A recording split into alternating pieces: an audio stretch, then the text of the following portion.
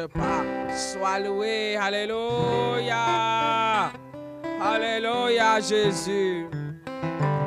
Alléluia, l'Éternel. Il est vivant. Alléluia.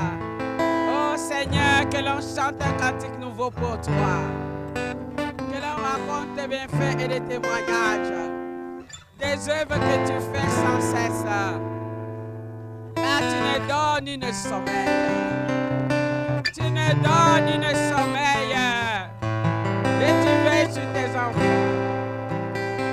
Gloire et louange à toi, papa. Gloire et louange à toi, roi des rois. Gloire et louange à toi, Seigneur des armées. Gloire et louange à toi, Père éternel. L'éternel Dieu de bonté. Le Dieu de miséricorde. Le Dieu fidèle. Riche en bonté. Dans la colère. Tu ne changes pas. Alléluia. Alléluia. Amen. Alléluia. Oh, il est bon de louer Dieu. Il est bon de louer Dieu. Alléluia. Il est bon de louer Dieu. Oh, louons-le, louons-le. Il est bon de louer Dieu. Il est bon de louer Dieu. Il est bon de louer Dieu. Oh, louons-le, louons-le. Hosanna, il est bon de louer Dieu. Alléluia, alléluia. Hosanna, il est bon de louer Dieu. Alléluia, alléluia, alléluia. Il est bon d'adorer Dieu. Oh, il est bon d'adorer Dieu. Il est bon d'adorer Dieu. Oh, adorons-le, adorons-le. Il est bon d'adorer Dieu. Il est bon d'adorer Dieu. Oh, il est bon d'adorer Dieu. Oh, adorons-le, adorons-le. Hosanna, il est bon d'adorer Dieu.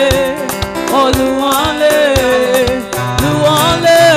Hosanna, il est bon de louer Dieu. Oh, louons-le, louons-le. Il est bon d'acclamer Dieu. Oh, il est bon d'acclamer Dieu. Il est bon d'acclamer Dieu.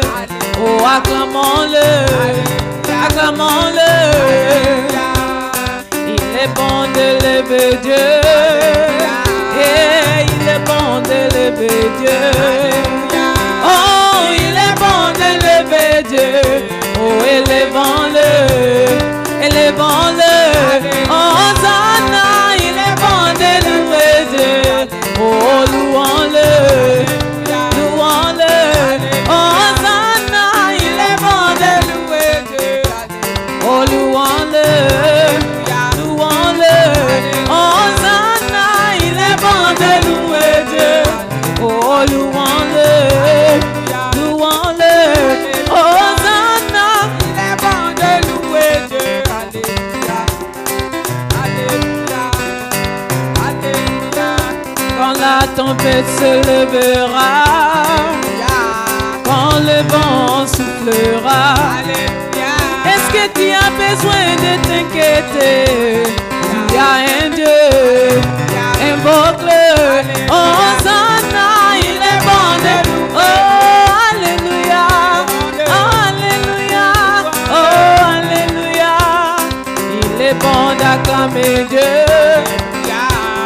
Il est bon d'acclamer Dieu.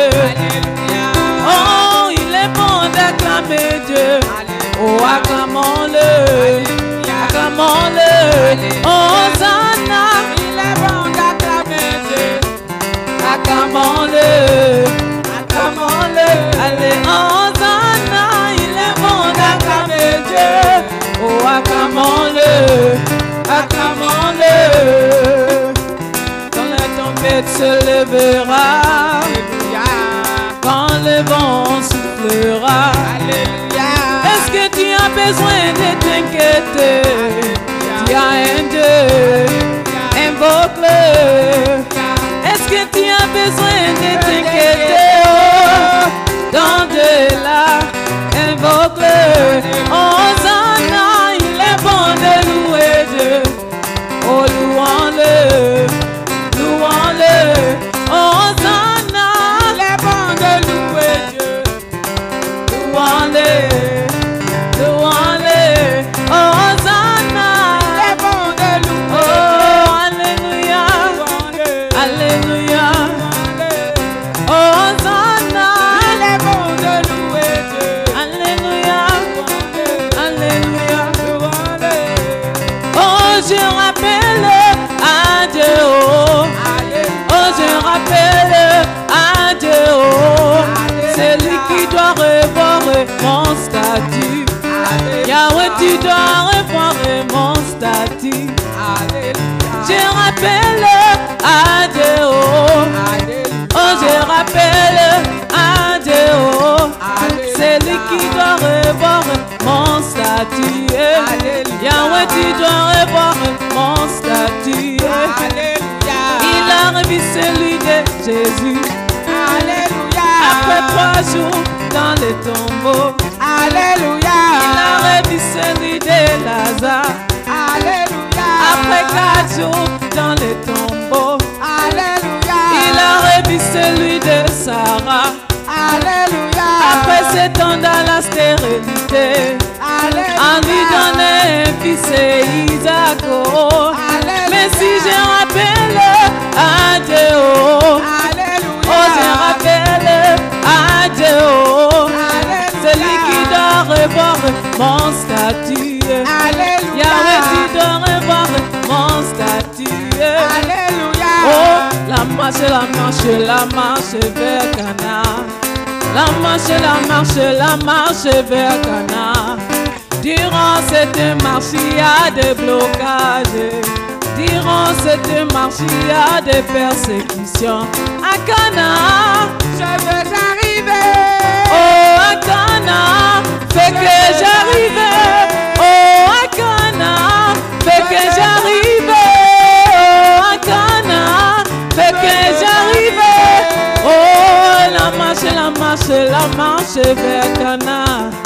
La marche vers Canaan. Durant cette marche, il y a des blocages. Durant cette marche, il y a des persécutions. À Canaan, fais que j'arrive. Oh, à Canaan, fais que j'arrive. Oh, à Canaan, fais que j'arrive. À Canaan, oh, à Canaan, oh, à Canaan, fais que j'arrive. À Canaan,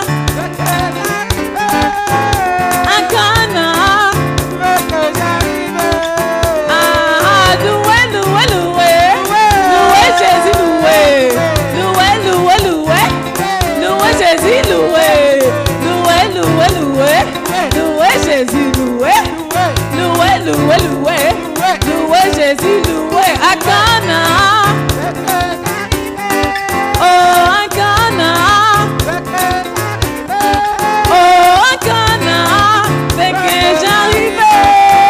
À Canaan. Comment? Oh, à Canaan. À Canaan. Oh, à Canaan.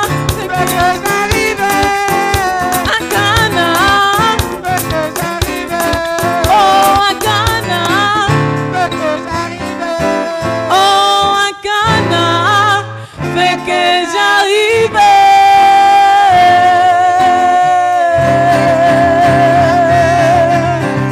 Amen. Amen. Alléluia. Amen. Jésus-Christ de Nazareth veut que nous arrivons. Il veut que nous arrivions dans le paradis de Dieu. Est-ce que tu es pour? Alléluia. Amen. Est-ce que ton nom est sur la liste? Alléluia. Est-ce que tu es registré? Alléluia. Est-ce que ton nom est écrit dans le livre? Jésus veut que nous puissions arriver au paradis. Au paradis de Dieu, qui est préparé pour ceux qui ont lavé leurs vêtements dans l'eau. Alléluia. Nous porterons des vêtements blancs. Alléluia. Nous porterons des vêtements blancs. Alléluia. Ceux qui auront lavé leurs habits dans le sang de l'agneau. Ceux qui auront lavé leurs habits dans le sang de l'agneau. Le sang de l'agneau pour les qui purifie le péché. Le sang de l'agneau qui efface le péché. Le sang de l'agneau qui enlève le péché. Pour t'adorer mon roi, être guidé par toi, les yeux fixés vers toi. J'oublie les problèmes autour de moi pour t'adorer mon roi, être guidé par toi. Je vais t'adorer, t'adorer. Je vais t'adorer, t'adorer. Je vais t'adorer, t'adorer. Je vais t'adorer. Je vais t'adorer, t'adorer. Il est le même, alléluia. De génération en génération. Son règne n'a pas de fin. Est-ce que tu arriveras, mon frère et ma soeur?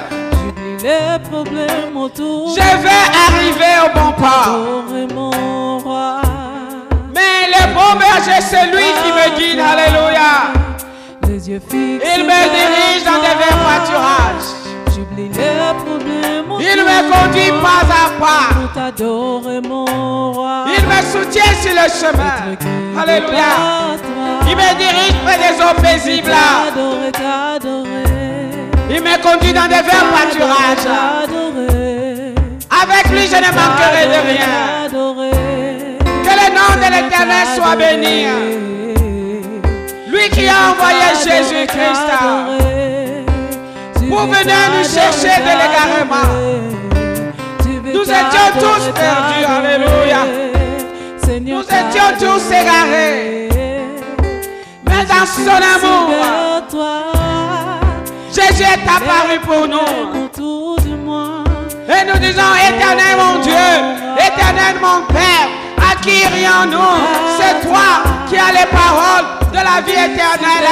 Éternel mon Dieu, si ce n'est pas toi, où irais-je? C'est toi qui me donne la vie. C'est toi qui me donne le mouvement électrique. Que ton nom soit béni. Que ton nom soit béni. Que ton nom soit béni. Que ton nom soit exalté. Que ton nom soit magnifié. Que ton nom soit sanctifié. Merci pour le sang de la réconciliation. Le sang de Jésus. Le sang de voilà, les meilleures choses que Abel. Le sang qui me sanctifie. Merci Seigneur. Merci Seigneur. Parce que tu as frayé un chemin pour moi. Tu as frayé un chemin pour moi. Car il est écrit en ce temps-là. Tu avais fermé la porte du paradis. Tu avais mis ton ange avec l'épée. Mais voici Jésus est venu. Et il est écrit, le chemin est ouvert. Le chemin est ouvert. Il a frayé le chemin dans le désert. Là où il n'y avait pas de chemin. Le Seigneur a frayé un chemin pour moi. Il est la porte de Dieu. Je peux entrer dans les parvis de Dieu. Je peux contempler la magnificence de Dieu. La splendeur de Dieu, les beautés de Dieu. Je peux m'approcher du trône de grâce pour célébrer le nom de l'Éternel, pour invoquer Dieu. Et dit, papa, papa, papa, me voici de retour à la maison. J'étais perdu loin de toi. J'étais égaré. Tu m'as ramené à la vie. Moi qui étais mort. Que ton nom soit élevé. Que ton nom soit élevé. Que ton nom soit élevé. Du nord au sud, de l'est à l'ouest. Alléluia. Le nom qui est au-dessus de tous les noms. Le nom qui est élevé. Le nom devant tout genou. Tout genou fléchit devant son nom. Couronne a fléchi au nom de Jésus. Le cancer fléchit devant le nom de Jésus. Les têtes aveuglées fléchissent au ton genou. La diabète fléchit les genoux. Les tensions fléchissent les genoux. La mort fuit devant son nom. Il appelle les morts à la vie, ils reviennent à la vie. Qui est comparable à lui? Son nom c'est l'Éternel des armées. Il combat avec des chars de feu. Qui est comme toi? Alléluia. Son nom est le toit du matin. Il s'élève et sa lumière fait fuir les ténèbres. Et l'Éternel devient lumière. Oh Éternel, que ta lumière resplendisse. Et que les ténèbres soient changées en lumière. Alléluia. Alléluia. Hosanna. Jésus-Christ est vivant. Il vit au siècle des siècles. Il a revêtu l'incorruptibilité. Alléluia. Il a détruit la mort dans sa mort. Il a dépouillé les dominations, les principautés et les autorités, les esprits méchants. Il a détruit l'accusateur des enfants de Dieu. Qui est comme lui? Son nom, Alpha et l'Oméga. Alléluia. Alléluia. Alléluia. Qui est comme toi? Tu ordonnes et la chose arrive. Alléluia. Qui est comme le roi des rois? Son nom est l'Éternel des armées. Il combat et il rentre avec la victoire. Alléluia. Alléluia. Alléluia. Lorsqu'il paraît, les montagnes deviennent des plaines. Alléluia. Alléluia.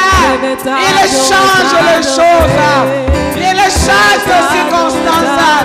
Il transforme nos vies. Nous sommes changés. Et nous ne sommes plus les mêmes. Et nous sommes comme lui. Alléluia. Nous commençons à ressembler par sa lumière. Et nous lui faisons des actions de grâce. Et nous, Éternel, je t'adore. Mon âme t'adore. Mon être te célèbre. Comment est-ce que nous allons t'adorer, Éternel? Tes compassions nous surpassent. Notre intelligence ne peut pas comprendre. Comment nous allons t'adorer? Comment est-ce que nous allons te dire merci? Un Dieu comme toi. Alléluia. Je vais t'adorer, t'adorer. Je vais t'adorer, t'adorer. Je vais t'adorer, t'adorer. Je vais t'adorer, t'adorer. Je vais t'adorer, t'adorer. Je vais t'adorer, t'adorer. Seigneur, t'adorer. Alléluia. Amen. À jamais son nom est élevé. Alléluia. Alléluia. Et son nom est l'Éternel. Amen. L'adorer d'éternité en éternité. Et de face la terre. Alléluia. Amen. Il est digne d'être loué. Amen. Il est digne d'être adoré. Alléluia. Amen. Il est digne d'être magnifié. Il est digne d'être sanctifié. Il est digne d'être acclamé. Amen. Il est digne d'être célébré. Il est digne qu'on l'adore. Il est digne de notre amour. Alléluia. Amen. Il est digne de notre amour. Alléluia. Amen. Il est digne de notre dévouement. Amen. Il est digne. Il est digne que nous ne puissions pas le nier. Il est digne que nous puissions parler de lui, de ses œuvres, de ses bontés, sa miséricorde. Ses œuvres sont magnifiques. Alléluia. Ses œuvres sont innombrables. Amen. Il est digne. Alléluia. Alléluia. Alléluia. Alléluia. Alléluia. Mon frère, ma soeur, adore ton Dieu. Tu l'adores parce qu'il t'a sauvé. Alléluia. Tu l'adores parce qu'il est mort pour toi. Alléluia.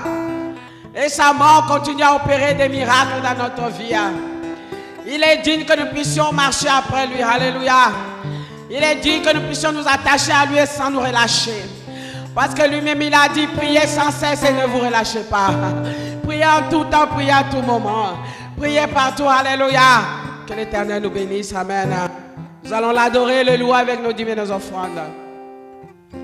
Si vous voulez donner, vous pouvez toujours donner par zèle, amen. Si vous avez votre téléphone et vous avez online banking sur votre cell phone, alléluia.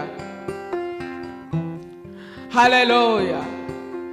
La résurrection, atl@hotmail.com.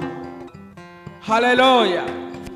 La résurrection, atl@hotmail.com.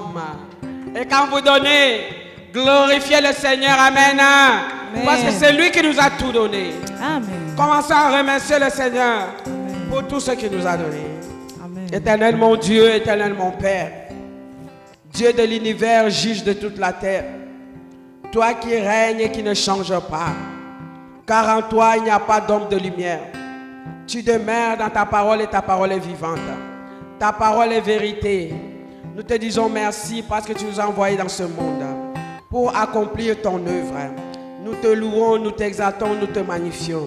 Éternel mon Père, mon Dieu, accepte les dîmes et les offrandes parce que ce que nous avons t'appartient. Et tu veux que nous puissions te remercier chaque jour, que nous puissions nous rappeler, que nous puissions nous souvenir que ce n'est pas par notre propre force, mais c'est toi qui l'as voulu ainsi. Glorifie ton Saint-Nom, sois loué, sois exalté, sois magnifié. Merci parce que nous savons que toi tu es fidèle et que tu vas faire ta part. Tu ouvres les écluses des cieux, tu déverses des bénédictions en abondance à ceux qui ont foi en toi. Tu ménages celui qui dévore, tu viens au secours, tu donnes des guérisons, tu donnes des délivrances, tu donnes des solutions, tu changes les circonstances. Alléluia, que ton nom soit béni, que ton nom soit exalté. Au nom de Jésus, nous avons prié. Amen. Amen, amen, amen. Amen, amen.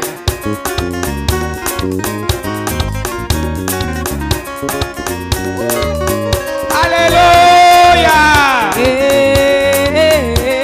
Mon Dieu si bon.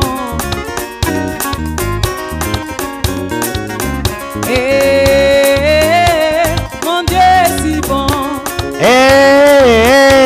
Mon Dieu si bon. Mon Dieu si bon. Mon Dieu si bon. Ton Dieu si bon. Ton Dieu si bon. Everything na double double. Come on. Na double double. My money na double double. Na double double. My joy na double double. Na double double. My peace na double double. Na double double. My joy na double double. Na double double. My house na double double. Na double double. Double, double, double. Come on. Na double double. Double spirit, double joy, double children. Na double double. My peace na double double. Na double double. Louez Jésus, louez. Loué. Oh, louez Jésus, louez. Loué. Et Loué. pour Jésus, alléluia. Amen. Jésus, alléluia. Amen. Fire, fire, fire. Fire. Fire na Kinshasa. Fire. Fire, fire, fire. Fire. Oh, Loganville. Fire. Fire, fire, fire. Fire. Fire, Lawrenceville. Fire. Fire, fire, fire. Fire. Fire, Johannesburg. Fire. Fire, fire, fire. Fire. Fire na Lyon. Fire. Fire, fire, fire. Fire. Fire na Kinshasa. Fire. Oh, alléluia. Kebona Yahweh. Kebona Yahweh.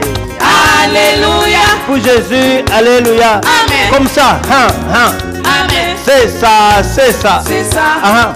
C'est ça. C'est ça. Louez Jésus, louez. C'est ça. Louez Jésus, louez. C'est ça. Louez Jésus, louez. C'est ça. Louez Jésus, louez. C'est ça. Chaud, chaud, chaud, chaud. So. Merci beaucoup, maman pasteur. Merci beaucoup, maman Tumba. Merci beaucoup, Tatou David. Que Dieu te bénisse et qu'il vous accorde au-delà de ce que vous espérez au nom de Jésus. Nous allons prier rapidement pour les dîmes et les offrandes afin que l'Éternel ouvre les portes des écluses des cieux, comme il a promis. Ainsi, il verra celui qui dévore. Seigneur, nous bénissons ces dîmes et ces offrandes que nous avons apportées dans ta maison, afin, Seigneur notre Dieu, que tu te souviennes de chacun de nous. Souviens-toi de ceux qui donnent par PayPal. Souviens-toi de ceux qui donnent par transfert direct. Souviens-toi de ceux qui amènent dans ta maison, Seigneur, dans leurs secrets. Tu connais leurs besoins, tu connais leurs soucis. Tu connais, Seigneur notre Dieu, ceux qui les tracassent. Père, rencontre-les au point de leurs besoins, afin, Seigneur, qu'ils sachent que toi, tu rémunères ceux qui te recherchent. Seigneur, nous avons accompli ta parole. Maintenant, tu as dit, Seigneur notre Dieu, que c'est ton tour de veiller à celui qui dévore. C'est ton tour de veiller à celui qui chante. C'est ton tour, Seigneur notre Père, d'ouvrir les portes des églises des cieux pour chacun de nous, afin, Seigneur, qu'ils sachent que toi, tu donnes au-delà de tout ce que nous demandons. Seigneur, nous bénissons cette parole d'aujourd'hui que nous allons partager. Que ta main, Seigneur, nous dirige, que ta gloire continue à se manifester au milieu de nous. Seigneur, parle-nous à travers de cette parole. Instruis-nous, enseigne-nous, afin, Seigneur, que nous sachions comment nous y prendre et que ton nom soit loué, soit exalté. Au nom de Jésus. Amen. Que Dieu vous bénisse. Bienvenue à l'église de la résurrection ce matin.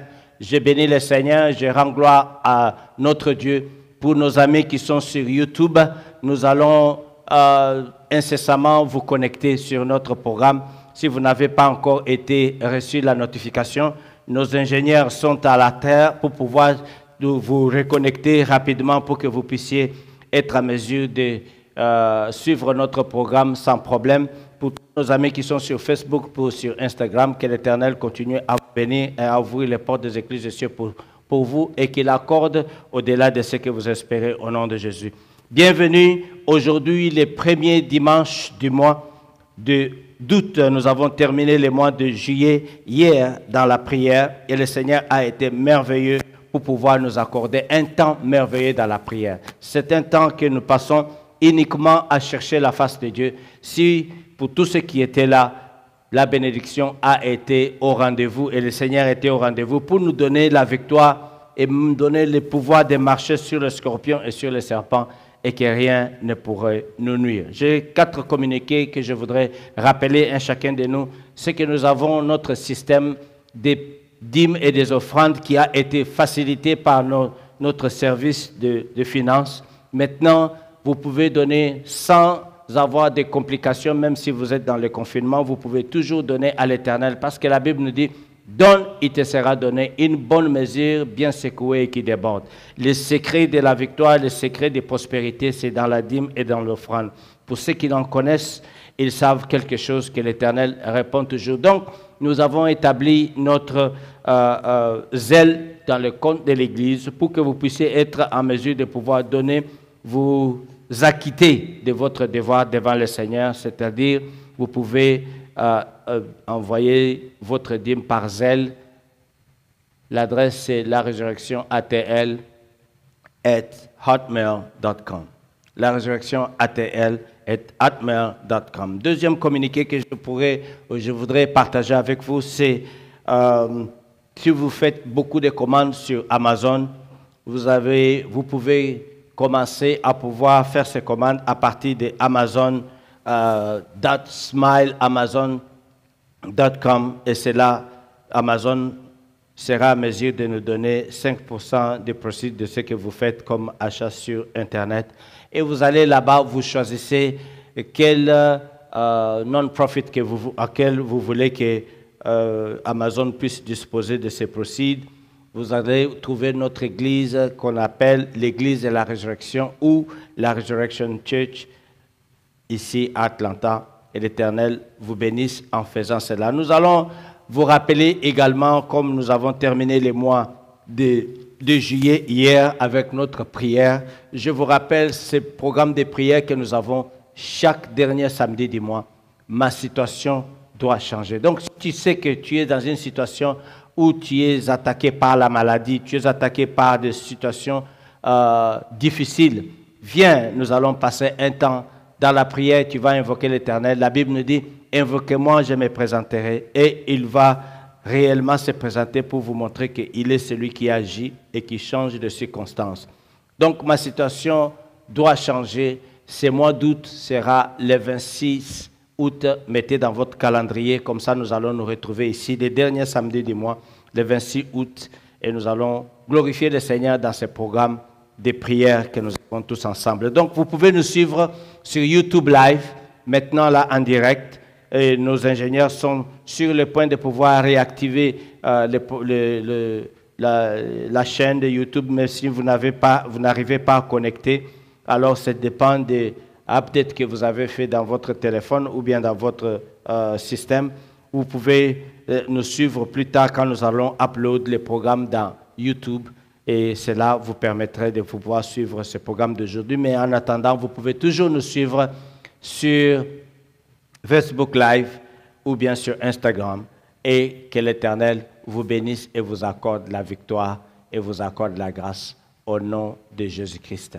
Nous bénissons l'Éternel pour ces jours merveilleux qu'il nous accorde, qui changent les circonstances. Nous voulons partager cette bonne parole d'aujourd'hui dans la présence du Seigneur. La Bible, j'ai intitulé ce passage aujourd'hui, « Ces géants qui nous terrorisent, ces géants qui nous assassinent, ces géants qui veulent nous terroriser chaque jour de notre vie. » Et nous allons lire notre premier passage dans ce livre d'aujourd'hui. C'est dans le livre de 2 Corinthiens, chapitre 10, versets 3 à 6. Bienvenue à l'église de la Résurrection ce matin. Que l'Éternel vous bénisse. Je vous salue de loin, là où vous êtes. Que l'Éternel accomplisse les désirs de votre cœur. Merci de vous avoir connecté avec nous ce matin pour pouvoir partager une bonne parole dans la présence du Seigneur. Voilà donc le premier passage. J'ai intitulé ce message d'aujourd'hui, « Ces géants assassins ». Ils sont nombreux et qui sont toujours en train de rôder autour de nous pour que nous puissions vivre une vie de calamité, vivre une vie de terreur, vivre une vie de crainte, vivre une vie de peur, une vie qui est inachevée, une vie impossible, une vie d'inquiétude, une vie de pleurs. Mais l'Éternel nous dit qu'avec ces géants, nous avons la victoire. Rappelez-vous, nous allons lire tout à l'heure l'histoire de David et Goliath. Et ces géants sont caractérisés en signe de Goliath ou en forme de Goliath. Et si vous connaissez les Goliaths, vous connaissez que ce sont des hommes de grande taille, des hommes qui terrorisent par leur présence, les hommes qui te rendent stupéfait quand tu les regardes, rien que par leur corpulence. Mais ces géants sont des assassins que le monde des ténèbres utilise pour pouvoir te terroriser dans ta maison. Mais la Bible nous dit ceci, dans le livre de 2 Corinthiens, chapitre 10, versets 3 à 6. Nous allons lire ces versets. La Bible nous dit ceci, dans ce livre de 2 Corinthiens, si vous êtes avec moi et que vous êtes déjà tourné avec moi dans le Nouveau Testament, 2 Corinthiens, chapitre 10, je répète, versets 6 à 8. Et nous lisons. La Bible nous dit, si nous marchons dans la chair, nous ne combattons pas selon la chair.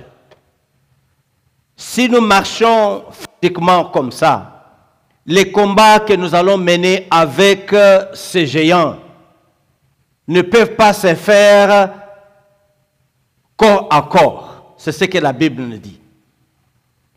Parce que tu te regardes ton corps et tu regardes le corps des géants, tu seras déjà attaqué et complètement déchu. Mais le Seigneur nous dit que ce combat-là ne doit pas se faire au niveau corporel. Ce n'est pas un combat que tu vas gagner au niveau corporel parce que sa corpulence à lui est plus avantageuse que la tienne.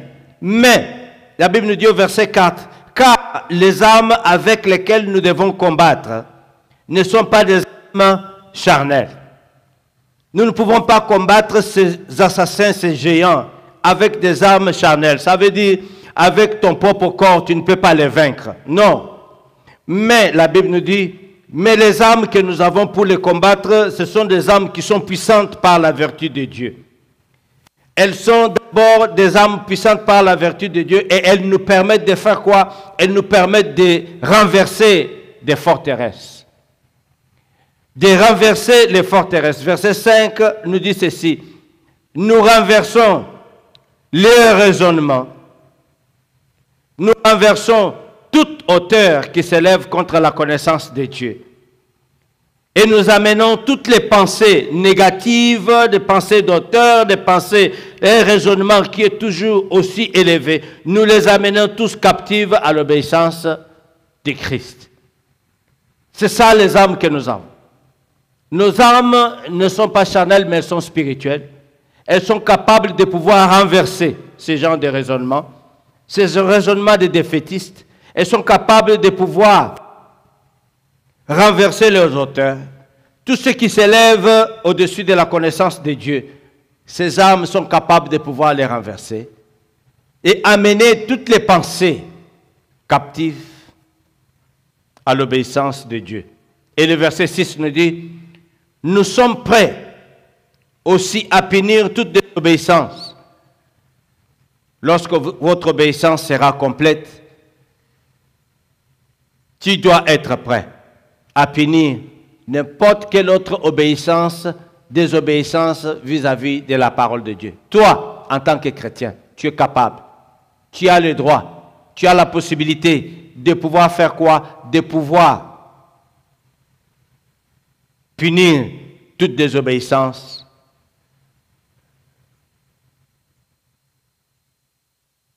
Lorsque votre obéissance sera complète. Cela me rappelle l'histoire de David.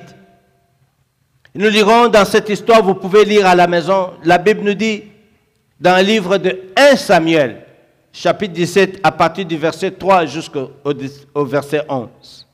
Nous parlons des géants et nous faisons référence à l'histoire de David. Ces géants que nous avons l'habitude de pouvoir appeler Goliath dans la parole de Dieu. C'est une caricature de ces géants. Ce nom, dès qu'on l'appelle, nous nous rendons compte que c'est un homme hors mesure du commun. C'est un homme qui dépasse la norme naturelle de l'homme. C'est un géant, comme on l'appelle. Et dans ce chapitre 17, verset 1 jusqu'au verset 11, la Bible entre en détail pour décrire la corpulence et la stature de ces géants. Mais ce géant n'est pas seul. Ce géant était venu avec d'autres personnes qui étaient autour de lui pour pouvoir faire quoi? Pour pouvoir narguer les enfants de Dieu. Aujourd'hui, il y a plusieurs enfants de Dieu qui sont nargués par plusieurs géants, qui viennent dans tous les autres domaines de leur vie. Les enfants de Dieu se laissent narguer par ces géants. Pourquoi? Parce qu'ils ont seulement ce que les enfants de Dieu avaient expérimenté dans ces passages. Nous lisons à partir du verset 1, la Bible, le verset 3 nous dit, les Philistins étaient vers la montagne. 1 Samuel chapitre 17, verset 3 à 11. Et nous lisons dans ces passages pour comprendre qui est ces Goliath et qui est ces géants. C'était un homme qui était dans le camp des Philistins. La Bible nous dit dans le verset 3, dans ce livre de 1 Samuel chapitre 17, si vous tournez avec moi, la Bible nous dit, les Philistins étaient vers la montagne d'un côté et les Israélites étaient vers la montagne de l'autre côté. Et une vallée les séparait. C'était le modèle de combat à cette époque-là. Tout le monde ne se battait pas en se confrontant ou bien avec les armes à distance. Aujourd'hui, le système de bataille ou le système de combat a changé. Les techniques de combat ont changé. Pourquoi maintenant on envoie les drones au lieu de mettre un individu? Maintenant on envoie des satellites pour pouvoir détecter le mouvement de l'ennemi.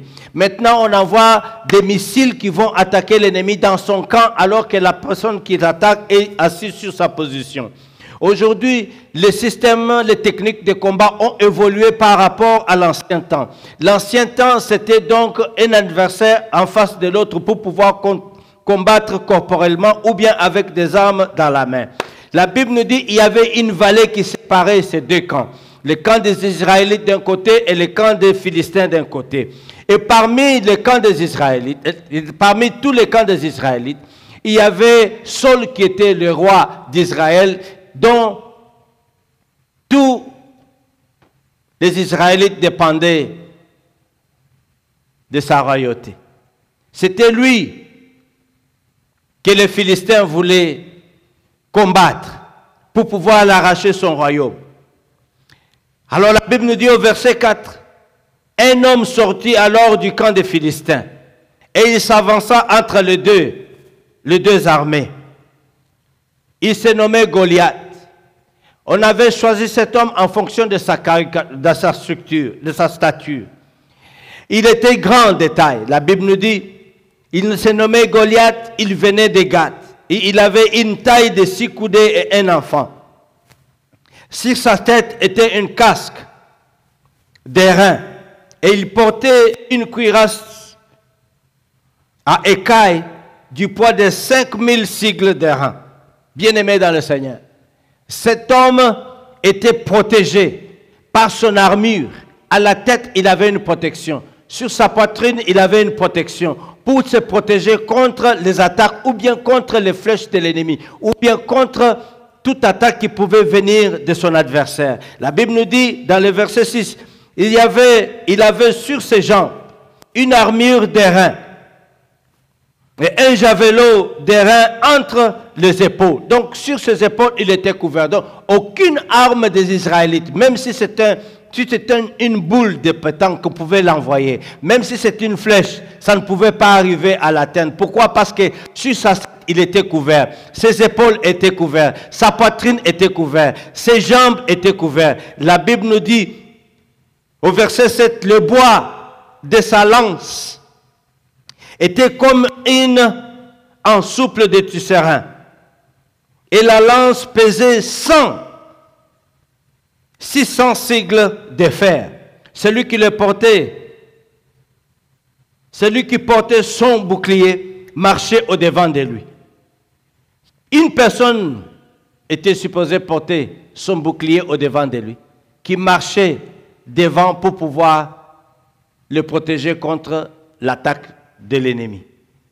Le verset 8 nous dit, le Philistin s'arrêta et s'adressa aux troupes d'Israël rangées en bataille.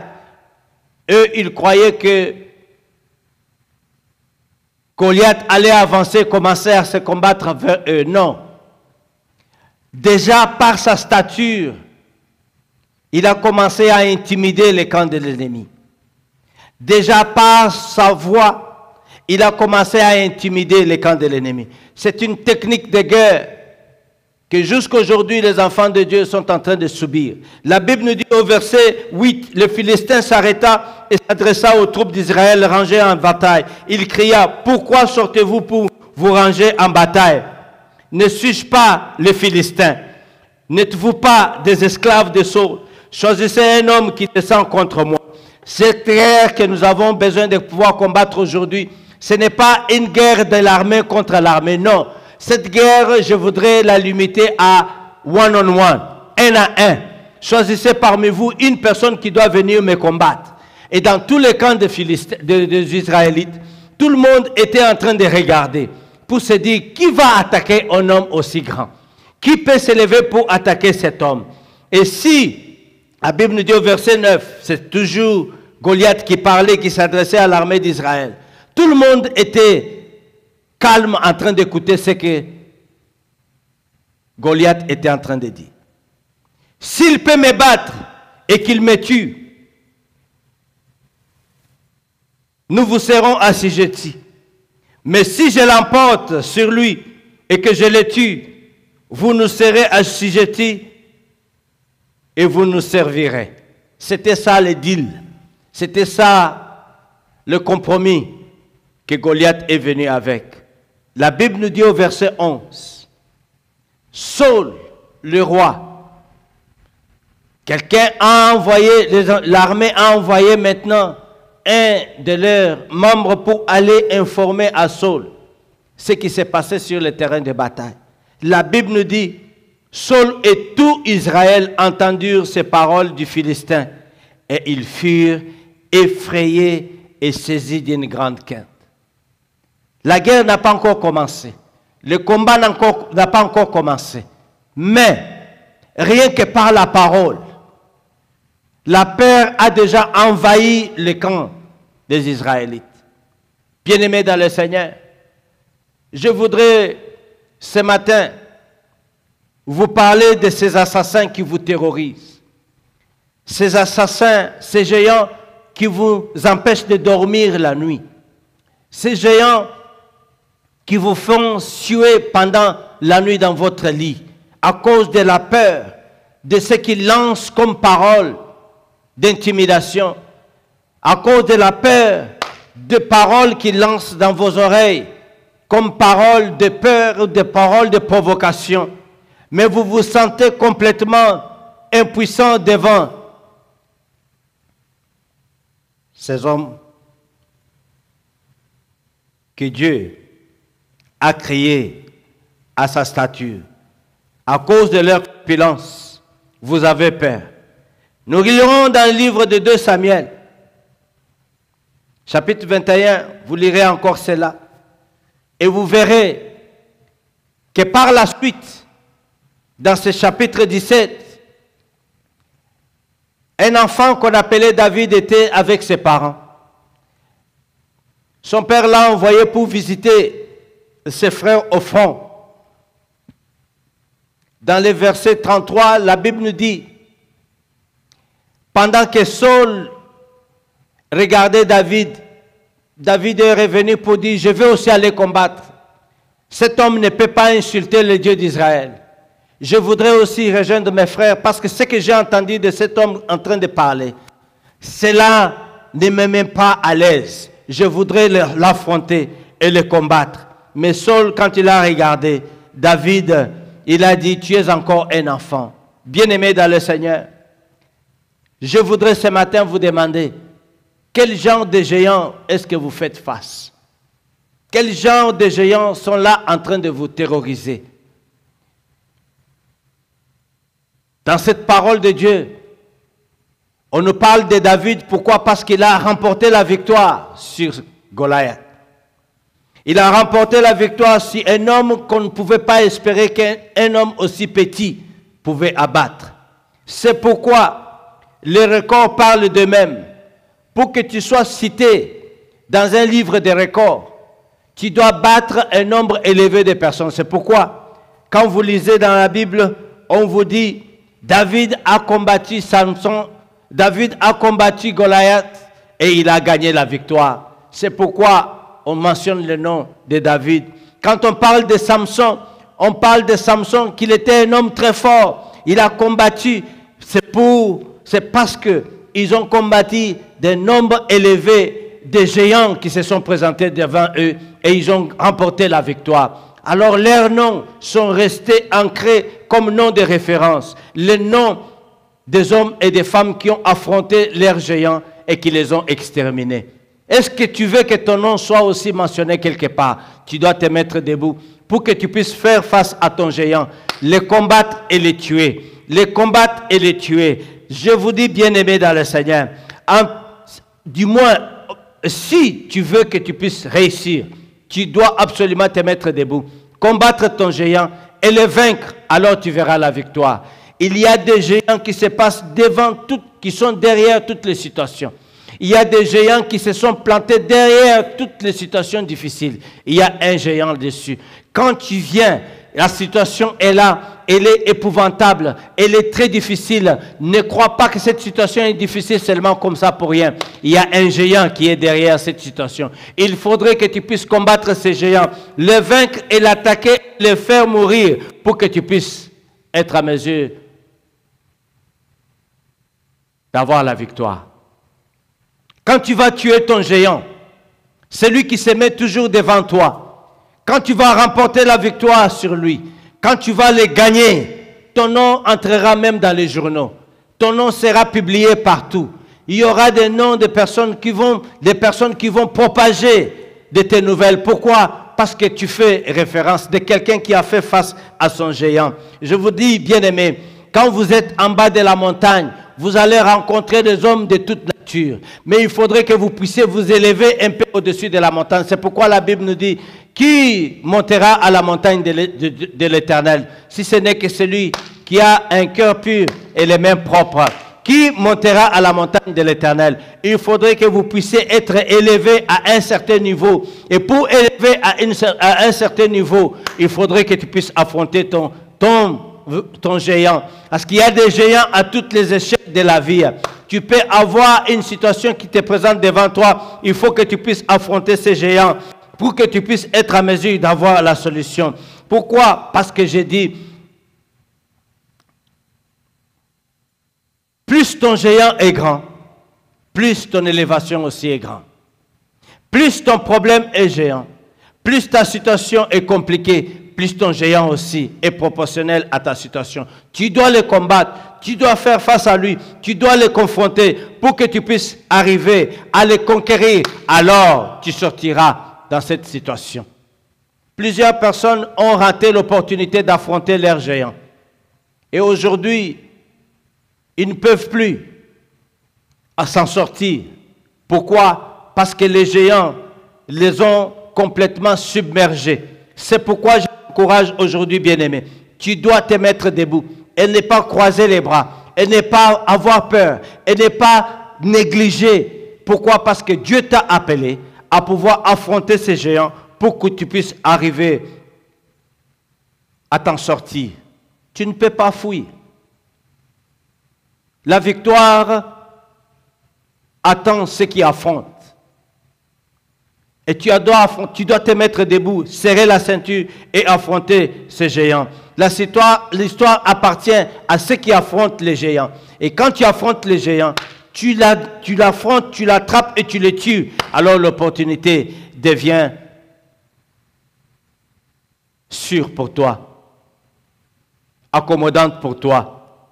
C'est pourquoi aujourd'hui, si tu veux que l'histoire t'applaudisse, si tu veux que l'histoire raconte tes œuvres, tu dois affronter ton géant et tu dois absolument entrer dans son domaine, posséder son domaine, récupérer tes biens pour que tu sois en mesure de pouvoir déclarer la victoire. La Bible nous dit, quelqu'un peut-il entrer dans une maison d'un homme fort pour pouvoir arracher ses biens? Non. Tu dois d'abord te mesurer avant de l'attaquer. Tu dois d'abord te regarder. Si je dois entrer, la première chose, qu'est-ce que je dois faire pour que je puisse entrer dans cette maison? Les ligoter, les neutraliser, pour que je puisse déclarer et récupérer mon terrain. Bien-aimé, il y a des étapes dans lesquelles tu dois passer pour que tu puisses être à mesure de vaincre ton géant. Il y a des situations de victoire qui t'attendent là devant. Mais pour que tu puisses arriver à affronter ces victoires, à entrer dans ces victoires, tu dois affronter ton géant. Pour la situation qui est près de toi. Cette situation qui est près de toi, elle a besoin que tu puisses affronter ces géants et que tu puisses absolument les vaincre et t'en sortir de ces situations de pleurs. La Bible nous dit dans le livre de 1 Samuel chapitre 17 verset 33, il nous dit ceci. Saul dit à David, il dit à David, tu ne peux pas aller te battre avec les Philistins, Goliath. Pourquoi? Parce que tu es un enfant. La première des choses, parce que tu es un enfant spirituel. Tu ne peux pas être à mesure de combattre des vieux loups dans le monde des ténèbres. Ils connaissent tous les verrouillages, ils connaissent tous les environs, ils connaissent toutes les techniques de guerre. Il faut faire très attention. Mais la Bible nous dit, pendant que les rois disaient à David, tu ne peux pas aller parce que toi tu es un petit enfant. Il voyait la stature de David, il voyait l'envie de David, il voyait la forme de David, il voyait la jeunesse de David, il voyait les ailes de David. Il disait à David, car tu es un enfant. Il est un homme de guerre, cet homme-là. Il connaît le système de guerre. Mais toi tu es un enfant, comment est-ce que tu vas aller l'affronter? Bien-aimé, aujourd'hui, je voudrais vous encourager, avant d'attaquer vos géants, il faudrait que vous puissiez d'abord vous confier à l'Éternel. Parce que lui, il connaît le système, il connaît la structure, il a la connaissance de toutes choses. La Bible nous dit, confie ton plan à l'Éternel, il te montrera les chemins, il ouvrira les portes, il te donnera la connaissance, il te donnera les secrets que tu as besoin pour pouvoir attaquer ton géant. Et qu'est-ce que la Bible nous dit de la réponse de David? David, zélé comme il était un petit enfant, il a dit à Saul, écoute, roi, je ne suis pas venu parce que je suis un enfant. Cet enfant était zélé par rapport à ses grands frères qui étaient déjà au combat. La Bible nous dit au verset 34, il dit à Saul, ton serviteur faisait paître les brebis de son père. Et quand un lion et un ours venaient enlever une des troupeaux, je courais auprès de lui. David était en train de montrer à Saul que j'ai le courage. Il était en train de vendre à Saul son potentiel, ses capacités vis-à-vis de cet homme qui était en train de le narguer. Il disait au roi, il dit, je courais après lui. Je l'ai frappé et j'ai arraché les brebis de sa bouche. 3 choses et 3 verbes que j'ai compris qu'un enfant de Dieu doit absolument mettre ceci à son profit. Tu vas attaquer ton géant. Il va fuir parce qu'il a de longues jambes plus que les tiens. Il va fuir, mais qu'est-ce que tu dois faire? Tu dois courir auprès de lui. Tu dois plus courir après lui. Pourquoi? Parce que tu as une raison pour laquelle tu es en train de courir. Tu dois courir sans te fatiguer. Tu dois courir sans te lâcher. Tu dois courir pour lui montrer que je ne vais pas te lâcher aujourd'hui jusqu'à ce que je vais récupérer ce que tu m'as volé. David dit au roi, il dit, je courais après lui. Je l'ai frappé et je l'ai arraché la brebis de sa bouche. Et s'il se dresse, et si les géants cherchent encore à se dresser contre moi, parce qu'ils me voient que je suis un petit enfant, ils voient que je n'ai pas la force, parce que l'ennemi a jugé que bon, tu es venu, tu as couru après moi, tu m'as arraché, tu m'as frappé, bon maintenant moi aussi je vais te montrer ce que je vais faire. La Bible nous dit, David dit, et s'il se dresse contre moi, je le saisissais par la gorge, et je l'ai frappé, et je l'ai tué. La finalité ici, c'est comment tu dois tuer pour anéantir ces géants qui t'empêchent de prospérer, ces géants qui t'empêchent de dormir. Tu ne dois pas les laisser en vie. Quand tu les poursuis, quel est ton désir? C'est d'arracher seulement la bénédiction qu'il a volée et de les laisser partir? Non, il va encore revenir. Bien-aimés dans le Seigneur, la Bible nous dit, David a montré au roi tous ses exploits. Le verset 36, il dit, c'est ainsi que ton serviteur a terrassé les lions et les ours. Et il sera ainsi pour ces Philistins. C'est incirconcis, comme de l'un d'eux, car il a insulté l'armée du Dieu vivant. C'est la motivation que David avait dans son cœur. À cause de ces insultes que j'ai entendu cet homme faire sur l'armée de l'Éternel, je vais les poursuivre. Je vais faire les mêmes techniques que j'avais fait avec l'ours et les lions. Je vais l'arracher, je vais l'attraper par la gorge. Et s'il se dresse contre moi, je sais comment est-ce que je vais me comporter. Bien-aimés, dans le premier passage que nous avons lu, la Bible nous dit, cet homme est venu avec une casquette en cuirasse. Il est venu couvert de ses épaules. Il est venu couvert de sa cuirasse. Il est venu couvert avec ses jambes. Mais parmi toutes ces parties dont il était couvert, il y a un endroit qu'il n'a pas pu couvrir, c'est le cou. Il n'a pas pu couvrir ce cou. Il n'a pas pu couvrir le front. Il a couvert sa tête. Il n'a pas pu couvrir ses yeux. Il n'a pas pu couvrir ses mains. Il n'a pas pu couvrir ses pieds. Il y a des endroits spécifiques qu'il a laissés, mais que Dieu te donne la possibilité de l'attaquer par ces endroits spécifiques. C'est quoi un géant, bien-aimé dans le Seigneur? C'est quoi un géant? Un géant, c'est toutes les situations. C'est toute situation. Premièrement, numéro 1, un géant c'est qui? C'est toute situation ou circonstance qui semble être plus grand à tes yeux, qui semble être incompréhensible, impossible à résoudre à tes yeux. Ça, c'est un géant. Tu te poses la question, comment je vais commencer? Comment je vais... Mais à partir de ces géants, malgré sa gigantesque position, malgré sa gigantesque stature, il y a toujours un point. Il y a toujours une place dont Dieu a préparé où tu es capable de pouvoir accéder pour l'anéantir.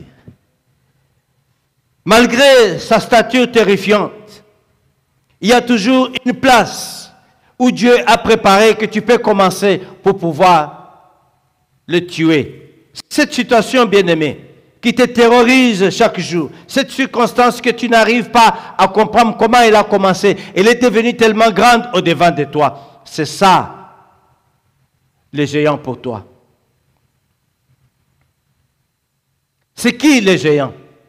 Les géants, C'est cette terrible situation qui te pousse toujours à abandonner. Chaque fois que tu te présentes devant cette situation, tes forces, tes vigueurs, tes envies, tes passions ne peuvent pas faire face à cette situation. Tu as toujours envie d'abandonner, tu dis, chaque fois que j'arrive ici, je ne m'en sors pas. Vaut mieux que j'abandonne. C'est ça, les géants. Tu ne peux pas passer de l'autre côté jusqu'à ce que tu vas terrifier ou bien tu vas tuer ces géants. C'est qui ces géants?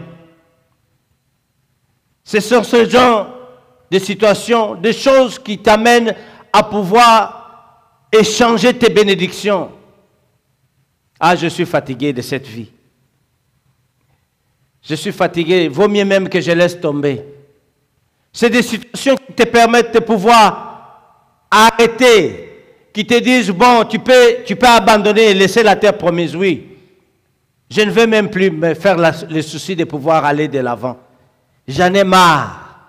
C'est des situations qui te font parler de cette manière. J'en ai marre. J'en ai assez. C'est un géant qui est au-devant de toi. Il t'a épuisé toute ton énergie. Il a épuisé toute ta force. Il te fait manquer même la manière de réfléchir. Là, tu es devant un géant. C'est qui un géant? Quatrièmement, un géant, c'est celui qui se moque de ta prière. C'est cette situation qui te moque de ta prière. Tu as beau prier, tu as fait des jeûnes et des prières, elle demeure toujours là. C'est un géant dont Jésus nous a dit, ces genres de démons ne peuvent partir que par le jeûne et la prière.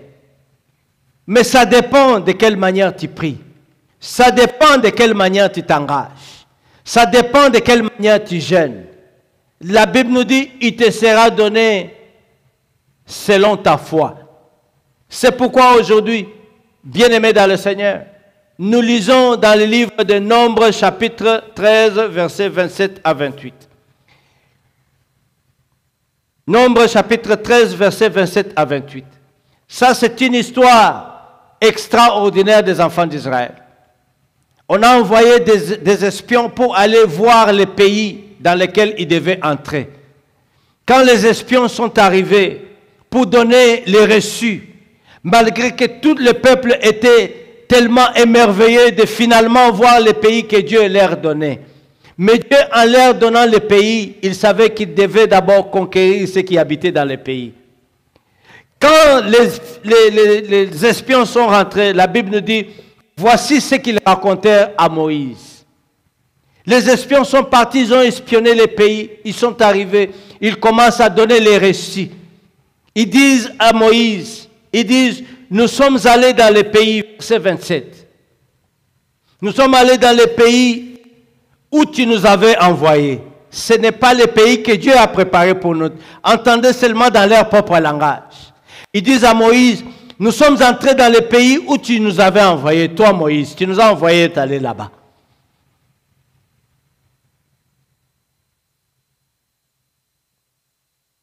À la vérité, nous pouvons te dire vrai, Moïse. Le pays là, il est tellement beau. Il est tellement bien. Il est tellement glorieux. Il est tellement puissant. Un pays rempli de bénédictions. La Bible nous dit au verset 27, à la vérité, c'est un pays où coule le lait et le miel. Et en voici les fruits. Nous avons amené aussi d'autres fruits pour vous montrer.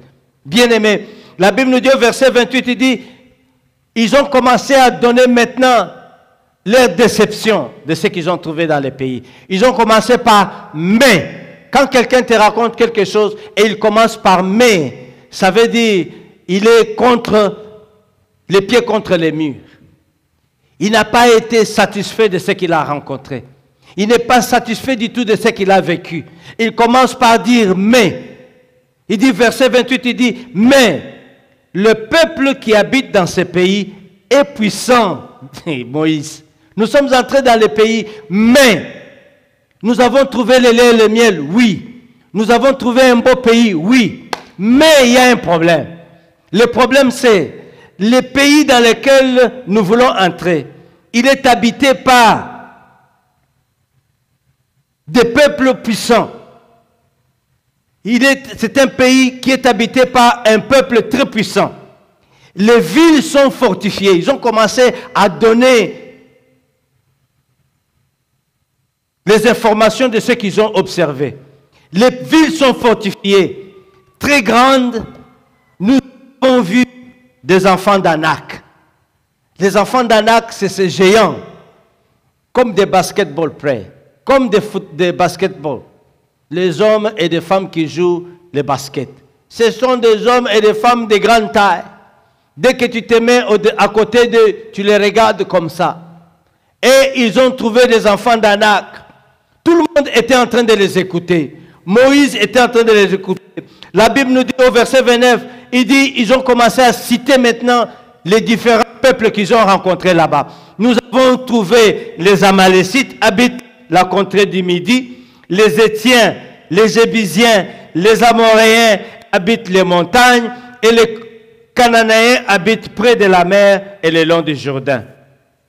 La Bible nous dit, quand ils ont terminé de donner les reçus, c'est pour dire à Moïse, ça ne sert à rien de pouvoir entrer là-bas. Il y a des géants là-bas. On ne peut pas entrer là-bas et posséder les pays, même si Dieu nous a donné la permission. On ne peut pas.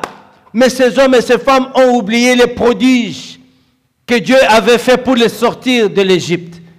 Ils ont vu les enfants d'Anak, ils ont vu ces hommes qui étaient puissants, ils ont vu des villes fortifiées, ils ont commencé à avoir peur. Est-ce qu'ils ont commencé à se sous-estimer vis-à-vis de ce qu'ils ont vu? Bien-aimés, ne sous-estimez pas votre position. La Bible nous dit au verset 14, au chapitre 14, verset 1, regardez ce qu'ils ont commencé à faire. Nombre chapitre 14, verset 1. Dès qu'ils ont entendu toutes les reçus, regardez la situation des enfants d'Israël, qui ressemble à la situation des enfants de Dieu aujourd'hui. La Bible nous dit au chapitre 14, verset 1, toute l'assemblée éleva la voix et poussa des cris. Le peuple pleura pendant toute la nuit. Qui n'a pas encore jamais pleuré? Un enfant de Dieu à qui on a refusé le visa pour voyager, malgré les jeûnes et les prières. Tu rentreras dans la maison, même si on te dit il y a veillée de prière. Il y a des hommes et des femmes qui ont refusé même d'aller à la veillée. Je refuse, je ne vais pas aller à la veillée. Pourquoi? Parce que tu as cogné dans un géant qui n'a pas pu te laisser partir. Pourquoi? Parce que tu as cogné dans un géant qui t'a retourné un bon coup. Parce qu'en anglais on dit, en français on dit, en physique on dit, à chaque coup il y a une réaction. Prépare-toi à la réaction du géant. Quand tu reçois le coup du géant, tu dois être fortifié dans le Seigneur pour que tu puisses continuer et ne pas te lâcher. Parce que la Bible nous dit, priez et priez sans cesse. Faites tout avec action de grâce. Quand nous continuons à prier, nous devons nous mettre en position de combat et ne pas nous relâcher jusqu'au bout. Jusqu'au bout, jusqu'au bout, jusqu'à la victoire. Pourquoi? Parce que c'est ça ce que Dieu veut. Il veut que nous puissions affronter l'ennemi, combattre l'ennemi et l'anéantir, parce que la force qu'il va nous donner pour combattre cet ennemi n'est pas une force charnelle, c'est une force spirituelle. À cause des géants, les enfants d'Israël ont dormi toute la nuit, ils ont pleuré. Moïse, tu aurais bien voulu, tu aurais beau nous laisser en Égypte, là on était bien, même si on était des esclaves, on était bien. Maintenant tu nous amènes devant ces géants, ils vont nous terrasser tous, ils vont nous tuer, ils vont nous empêcher de pouvoir gagner les pays. Pourquoi? À cause de la peur des géants. À cause de la peur des géants. À cause de la peur des géants, les enfants d'Israël étaient intimidés et ils se voyaient déjà défaitistes devant les géants. Aujourd'hui, ils avaient perdu leur confiance dans le Seigneur. Ils ont perdu leur confiance en eux-mêmes. Ils ont perdu leur zèle dans le Seigneur à cause de la peur. Bien-aimés, la peur dans la vie d'un enfant de Dieu, c'est un géant incroyable. La peur va te cristalliser devant ton géant. La peur va t'amener à prendre des décisions qui ne sont pas correctes devant ton ennemi. La peur va t'amener à fuir devant l'objectif que Dieu t'a préparé. La Bible nous dit, toute l'assemblée d'Israël a commencé à pleurer, on ne les a pas tapés, on ne les a pas attaqués. Eux-mêmes, ils ont commencé déjà à sentir leur défaite. Il y a des hommes et des femmes à qui Dieu a déjà donné des promesses. Mais ils regardent là où ils doivent aller, ils regardent la montagne qu'ils doivent affronter, ils se disent non. Est-ce que moi j'arriverai à la montagne? Est-ce que j'arriverai au top? Est-ce que j'arriverai au sommet de la montagne? Je ne pense pas, car mon corps est fatigué, mon esprit, ils font une évaluation, ils se rendent compte que moi je ne serai pas à mesure de pouvoir arriver au top. Pourquoi? À cause de la peur. La peur va t'attraper. Quand tu vas faire face aux géants de ta famille, les géants qui t'intimident tous les jours, qui te déclarent tous les jours, tu ne feras jamais rien dans ta vie. Les géants qui te déclarent tous les jours, tu verras ce qui va t'arriver. Les géants qui te déclarent tous les jours, toi, tu nous as abandonnés, tu vas voir. Ce sont des paroles d'intimidation qui ont cristallisé les enfants de Dieu. Aujourd'hui, ils ne savent plus rien faire à cause de ces paroles, qui pèsent dans leur conscience et qui pèsent dans leur esprit. Mais aujourd'hui, je vous assure que ces géants que vous voyez, vous ne les verrez plus. Pourquoi? À cause de ce que le Seigneur nous a donné la force de les combattre. Il nous dit, ces géants, il nous a donné le pouvoir de marcher sur eux. Il nous a donné le pouvoir de les attaquer, de les anéantir. Ils sont responsables de plusieurs afflictions que vous traversez dans votre vie. Ils sont responsables des problèmes que vous ne pouvez pas comprendre. Ils sont responsables et ils sont en train de vous freiner pour que vous ne puissiez pas avancer. Ces géants sont responsables de vos adversaires qui sont en train de vous attaquer tous les jours. Ils ne veulent pas vous laisser partir. David, la Bible nous dit, a gagné Goliath. Mais après avoir gagné Goliath, la Bible nous dit, il a tué Goliath avec une seule pierre qui a frappé dans sa figure.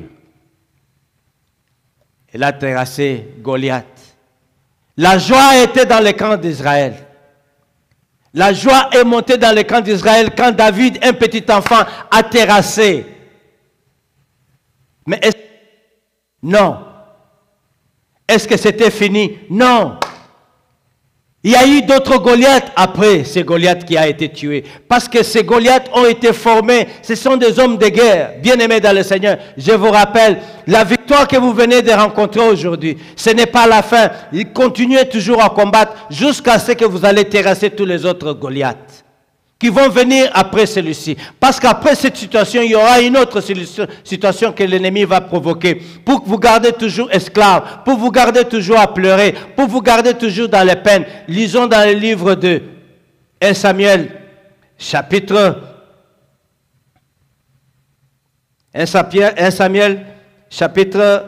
17.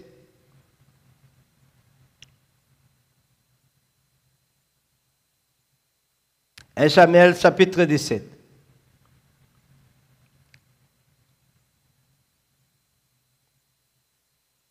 Et Samuel, chapitre 21, à partir du verset 15. 2 Samuel, chapitre 21, à partir du verset 15 jusqu'au 21. Pour vous montrer qu'après ces Goliaths, il y a eu plusieurs autres Goliaths.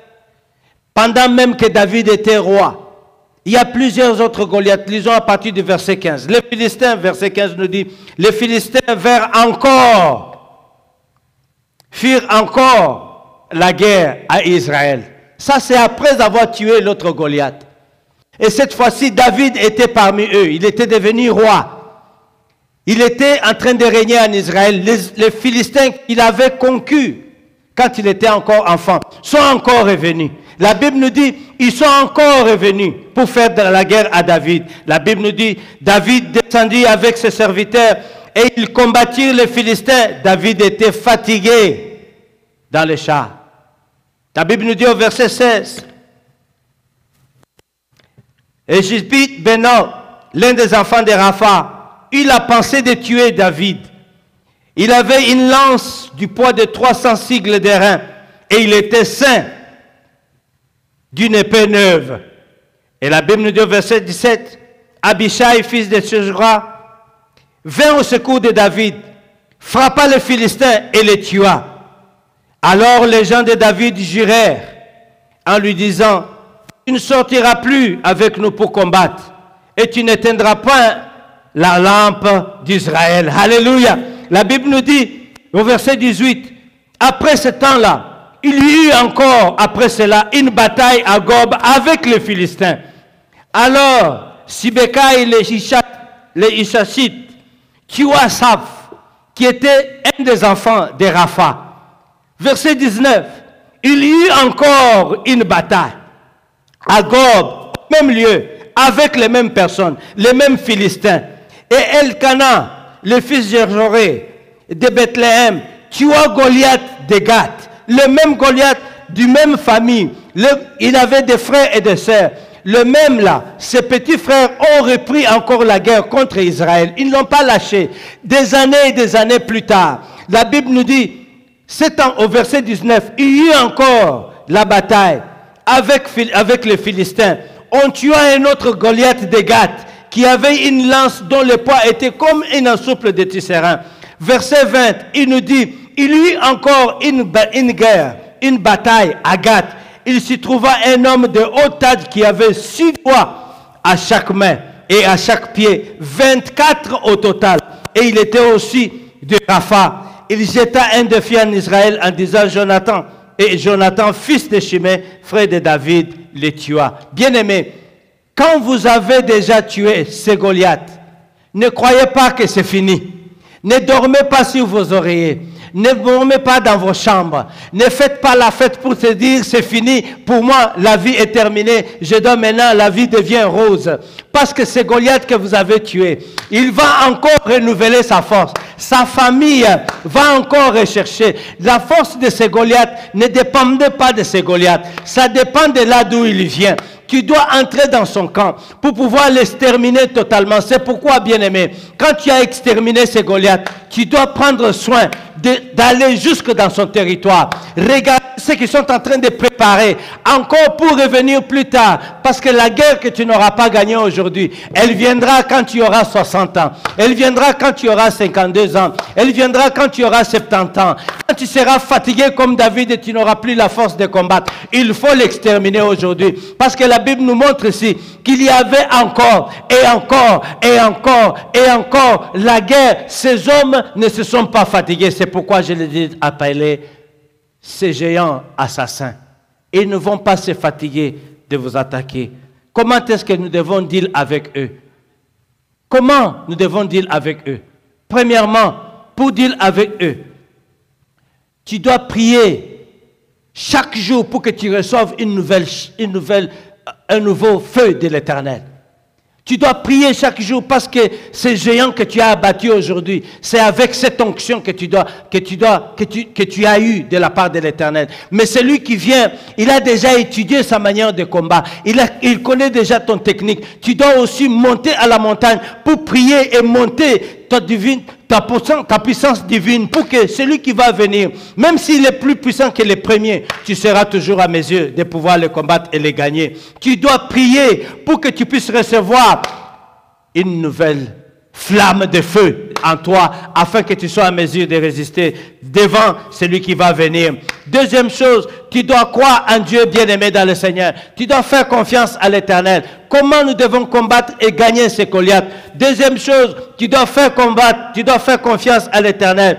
Parce que c'est lui qui connaît les techniques de combat. C'est lui qui peut te renseigner comment tu peux combattre celui qui est en face de toi. C'est lui qui te donnera les outils. C'est lui qui te montrera comment est-ce que tu peux l'attaquer et le gagner. Troisième chose, tu dois choisir tes armes avec qui tu dois combattre. Parce que la Bible nous dit, ces armes que nous combattons avec ne sont pas charnelles. Peut-être tu as combattu celui-ci avec le parler en langue. Et tu l'as gagné parce qu'il n'entendait rien. Aujourd'hui, quand celui-ci va se manifester, tu dois l'attaquer par les prières d'autorité.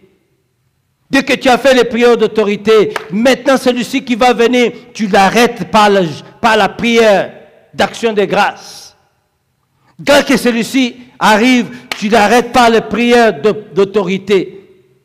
Pourquoi? Tu dois sélectionner tes outils de guerre pour que tu sois... Comment est-ce que tu dois combattre cela? Regardez comment David a sélectionné les pierres qui devaient se combattre contre Goliath. David a sélectionné les cailloux correctement. pour se dire, je ne vais pas prendre toute une ustensile. Je ne peux pas prendre n'importe quelle arme pour combattre contre cet homme. Mais je vais utiliser uniquement ces petits cailloux et je vais voir comment Dieu va se manifester. Comment tu dois dire avec ces gens? Tu dois choisir tes armes. Les armes que tu sais comment manier. Tu dois choisir les armes que tu comprends facilement. Tu dois choisir les armes qui te sont faciles à manipuler. Si c'est les jeûnes, entre dans les jeûnes. Si tu es fort dans les jeûnes, entre dans les jeûnes. Si tu es fort dans les prières des retraites, entre dans la retraite. C'est une arme redoutable de la part de l'Éternel. Si tu es fort dans les versets, entre dans les versets, confesse les versets bibliques. C'est une arme redoutable de la part de l'Éternel. Alors, tu dois maintenant, pour terminer, regarder à ton géant et chercher les parties, les endroits qui ne sont pas protégés pour pouvoir regarder et viser dans ces parties qui ne sont pas protégées afin que tu puisses bien l'anéantir. Tu dois l'attaquer dans ses yeux, si tu dois l'attaquer dans sa figure, si tu dois l'écrouler à partir de ses pieds, tu dois réellement mesurer et regarder bien en face pour que tu saches que l'armure que tu vas envoyer ne doit pas rater sa mission. Chaque prière que tu envoies doit arriver au bout et ramener les raisons pour lesquelles elle doit être envoyée. Chaque prière que tu envoies, c'est une arme. Chaque point de prière que tu envoies sera une arme que tu envoies vers l'ennemi pour qu'elle te donne le désir de ce que tu recherches. Bien-aimé dans le Seigneur, ces géants assassins, ils sont là pour te terroriser. Mais aujourd'hui, comme je dis, tu dois te préparer pour les confronter. Tu dois te préparer pour les poursuivre. Tu dois te préparer pour les attaquer. Mais pour les attaquer, tu dois être armé. C'est pourquoi la Bible nous dit, portez sur vous l'armure de l'Éternel. Tu ne peux pas attaquer ces hommes. Tu ne peux pas attaquer ces géants pendant que tu vis dans les mensonges. Parce que ton armure sera déjà trouée. Tu ne peux pas attaquer ces géants sans que tu vives dans la vérité. Ton armure, tu seras déjà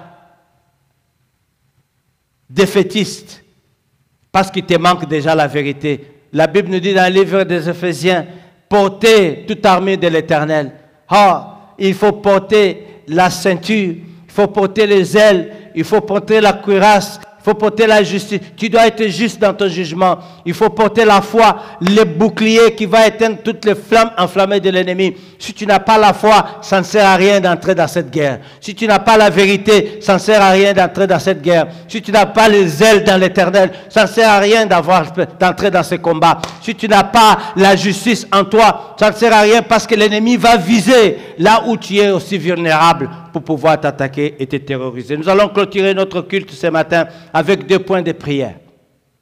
Ces 2 points de prière, nous allons demander au Seigneur, comment est-ce que je peux attaquer ces géants et les vaincre?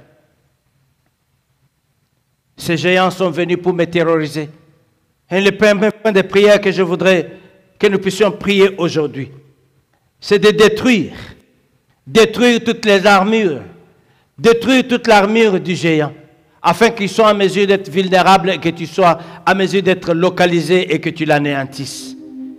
Donc je dis bien aujourd'hui, nous allons envoyer la flèche, envoyer la prière à toute puissance du diable, toute puissance qui a été préparée pour nuire, et détruire toutes les puissances qui ont été préparées, pour détruire ta destinée, pour détruire ta vie, détruire ton projet, détruire ta vie, détruire ta famille, détruire ton avancée, détruire ton élévation.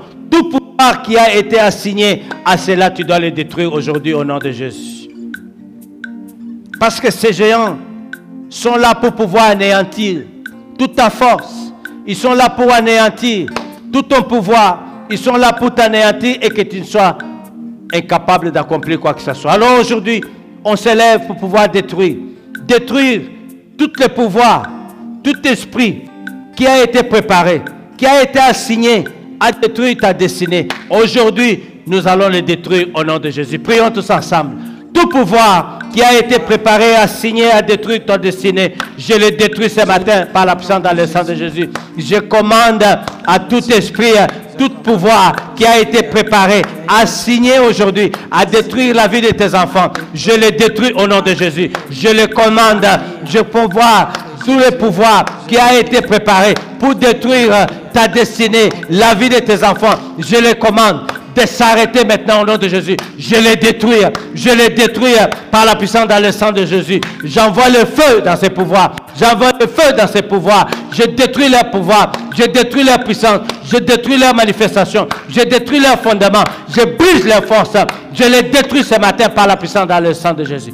Tout pouvoir qui a été préparé pour nuire à ta vie, tout pouvoir qui a été préparé pour bloquer ton avancement, tout pouvoir qui a été préparé pour t'empêcher de prospérer, tout pouvoir qui a été préparé pour t'assigner des maladies, je détruis leur pouvoir, je détruis leur force, je détruis leur puissance, je détruis tous tes pouvoirs sataniques qui sont en train de rôder autour de ta maison. Je les anéantis maintenant au nom de Jésus. Je les commande d'arrêter leur besogne par la puissance dans le sang de Jésus. Ce matin, je les commande d'arrêter leur force.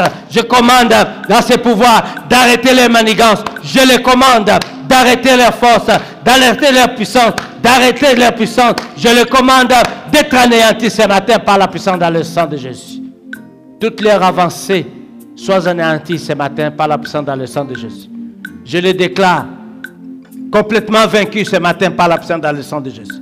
Tous les esprits d'intimidation qui ont essayé de pouvoir te rendre incapable d'accomplir quoi que ce soit dans la vie, je les neutralise ce matin par la puissance dans le sang de Jésus.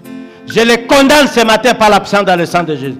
Tous les esprits de filature qui sont assignés à te poursuivre partout où tu es en train de passer.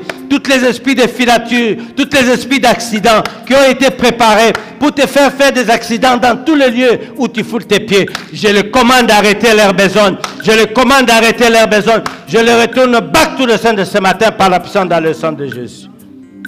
Je bénis ton Seigneur, Seigneur. Je glorifie ton nom. Mon frère a tellement prié. Mon frère a tellement gêné. Seigneur, il est sur le point de se fatiguer parce qu'il ne voit toujours pas. Mais cette guerre, elle est perpétuelle. Elle ne fait que continuer. Seigneur, il tue un géant aujourd'hui. Un autre se manifeste demain. Il tue un géant aujourd'hui. Mais un autre se manifeste aujourd'hui. Il tue un géant ce matin. L'autre se manifeste le soir. Seigneur, notre Père, j'envoie le feu de Shekinah dans le camp de l'ennemi. J'envoie le feu de Shekinah dans le camp de l'ennemi. Dans le camp de ces géants, là où ils sont produits, là où ils s'entraînent. Seigneur, que ta bombe explose dans ce camp, afin, Seigneur notre Dieu, que tous soient anéantis par la puissance dans le sang de Jésus. Donne à mon frère le repos. Donne à ma soeur une trêve dans ce combat, afin, Seigneur, qu'il sache que toi, tu as entendu ses prières.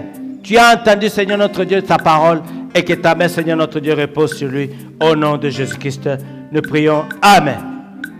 Deuxième point de prière. Il y a des géants qui ont été préparés pour te frustrer. Ils n'ont pas besoin de te combattre. Tout ce qu'ils font, c'est se manifester comme Goliath s'est manifesté dans la vie de David. Dans la vie des enfants d'Israël. Le but du géant, c'est d'envoyer la peur dans ta maison. Le but du géant, c'est de t'envoyer la frustration pour que tu arrêtes tout ce que tu fais. Pour que tu arrêtes tout ce que tu as besoin d'accomplir. Le but du géant, c'est de t'envoyer la fatigue. Il joue sur l'usure. Pour que tu sois complètement fatigué, tu abandonnes. Et que tu commences maintenant à partager. Tu te dis, au lieu de continuer, je préfère arrêter. Comme ça, je serai à l'aise.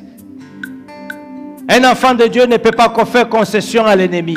Tu as appelé à le vaincre et à rater et arracher toutes tes bénédictions au nom de Jésus. C'est pourquoi aujourd'hui, nous allons déclarer tout géant qui a été préparé pour surveiller notre vie. Parce qu'ils sont là en train de surveiller. Dès qu'ils voient que tu veux faire un pas en avant, ils t'arrêtent. Ils se manifestent. Ils crient. Ils t'envoient des paroles. Ils te soupçonnent quelque chose à ton oreille pour que tu arrêtes.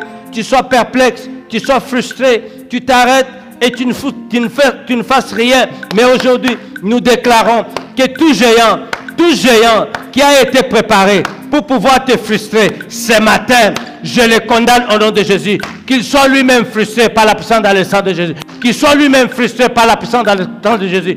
Qu'il prenne ses bagues de frustration. Je retourne ces frustrations dans leur camp.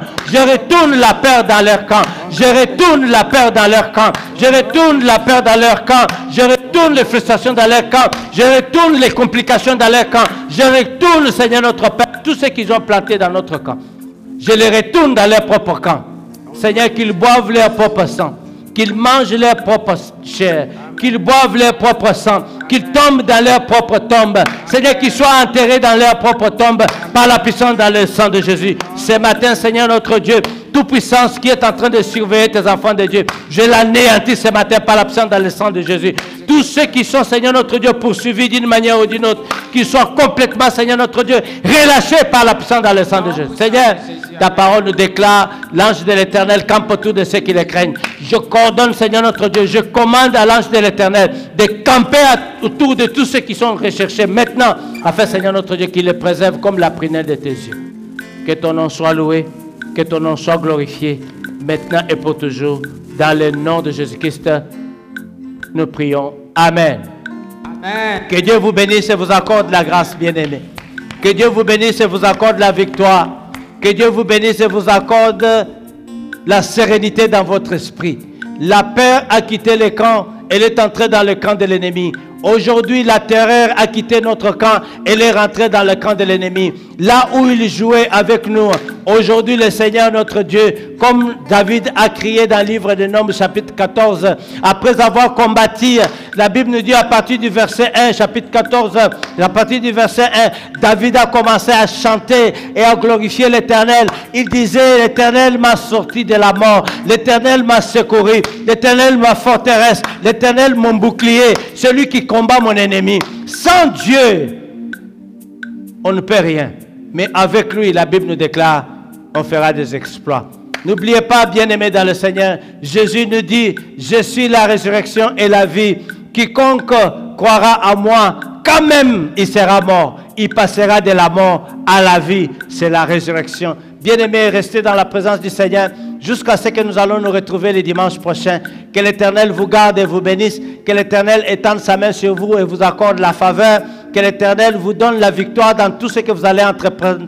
Par temps que vous sortez de vos maisons, que l'Éternel vous donne la protection spéciale. Que tout esprit d'accident et de maladies et de choses semblables retourne dans les camps de l'ennemi au nom de Jésus-Christ. Que le sang de Jésus coule dans votre maison. Que le sang de Jésus coule dans votre vie. Que la main du Seigneur soit sur vous afin qu'il vous donne une protection spéciale. Au nom de Jésus-Christ, nous avons prié. Amen. Restez bénis au nom de Jésus-Christ.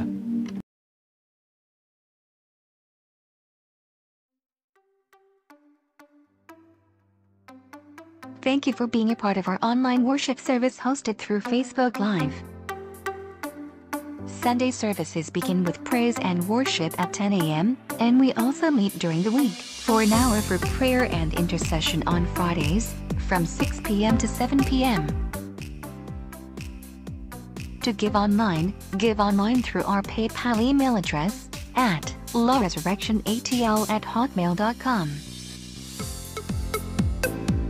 Join us online and become a part of our online family. Follow us on Instagram at la.resurrection.church.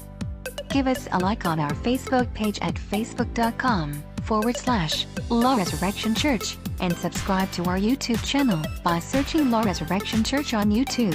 If you're already a part of our online family, continue to like, comment, and share our posts and live streams. If you need prayer or would like to speak with Pastor Roger, call the church phone number at 404-457-3429. Again, that's 404-457-3429.